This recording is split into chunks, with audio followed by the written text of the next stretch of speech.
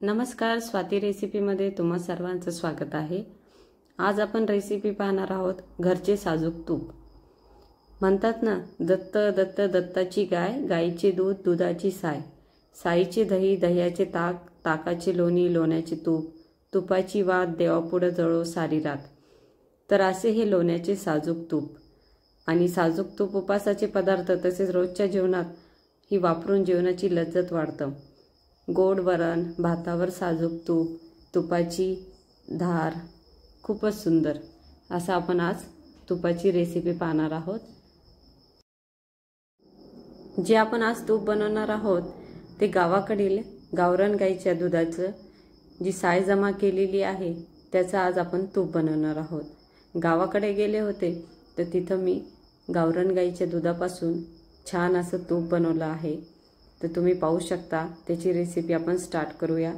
10 दिवसाची आपली साय जमा झालेली आहे आणि त्याचा आपण मिक्सरमध्ये फिरून असं आपण घट्ट असं लोणी काढून घेत आहोत। तुम्ही पाहू शकता, पिवळं पिवळं छान असं एकदम प्युअर म्हणतात ना तसं आपलं तूप होणार आहे।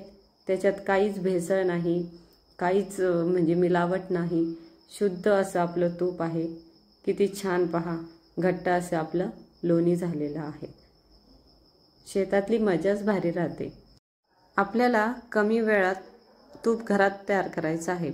आता हे लोणीला म्हणजे जी साय आहे त्याला काही जास्त दिवस झालेले नाहीये, ती 8 दिवसाची साय आहे। तर आपण 8-10 दिवसाची, तर त्याला आपण त्याच्यामध्ये पाणी टाकून धुवून घेणार नाहीये, कारण की आपल्या ते आंबट झालेली नाहीये साय। आंबट झाली की आपल्याला ते धुवून घ्यावं लागतं। आता मी इथं दुधाची साय जी आहे ती आपण मिक्सरमधून फिरून घेऊया, फेटून घेऊया। आता कोणी इलेक्ट्रिक बीटरनी फेटून घेतं, कोणी फेटून घेतल्यानंतर त्यावर लोणी जे तयार होतं ते आपल्याला एका कढईत किंवा एका भांड्यात काढून घ्यायचं आहे। आणि छान असं आपलं लोणी तुम्ही पाहू शकता, गोळा तयार झालेला आहे।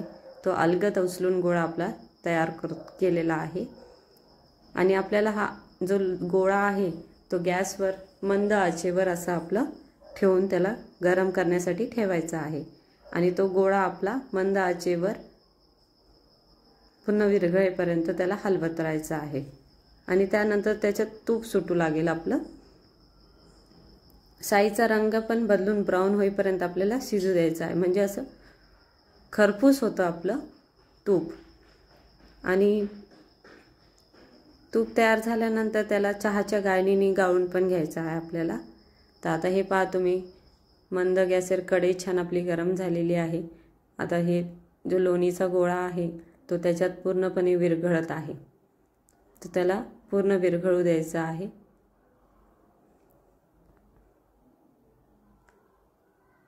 आणि जास्त काही वेळ लागत नाही, पटकन असं तूप आपलं लगेचच तयार होतं। 10 ते 15 मिनिटात आपलं तूप बनून तयार होऊन जातं। तुम्ही पाहू शकता आता मंद आचेवर। आणि जर मोठ्या गॅसवर ठेवलं तर ते लगेच आपलं तूप आहे तो करपून जाईल, म्हणजे मंद गॅसवरच आपल्याला त्याला छान असं खरपूस होईपर्यंत हलवत राहायचं आहे। त्यातलं लोणी पूर्ण आपलं हे होऊन जाईल, विरघळून जाईल आणि तूप आपलं तयार होऊन जाईल। तयार जी लोणी आहे मंद आचेवर जाड तळाच्या भांड्यात कढवण्यासाठी ठेवावं, कारण की सुरुवातीला पाणी सुटून फेस येतो। तुम्ही पाहिलं की माझ्या तुपामध्ये फेस आला होता। आणि त्याचा पाण्याचा जो आवाज आहे तो कमी होईपर्यंत आपल्याला तसं तूप कढेल असं समजावं लागेल। तर त्याच्यामध्ये आपल्याला त्याला हलवत राहायचं आहे। आणि पाण्याचा आवाज कमी झाला की गॅस बंद करून टाकायचं आणि थंड झालं की आपण हे छान असं गाळणीने काचेच्या बरणीत किंवा आपल्या तुपाच्या जी आहे स्टीलची ती त्याच्यात आपण गाळून घ्यायचं आहे। छान असं आपलं तूप तयार झालेलं आहे, तुम्ही पाहू शकता। तर तुम्हाला कशी वाटली ही रेसिपी आणि मला नक्की कमेंट करून सांगा। लाईक करा, शेअर करा, सबस्क्राईब करा आणि भेटूया पुढच्या रेसिपीसोबत। तोपर्यंत धन्यवाद।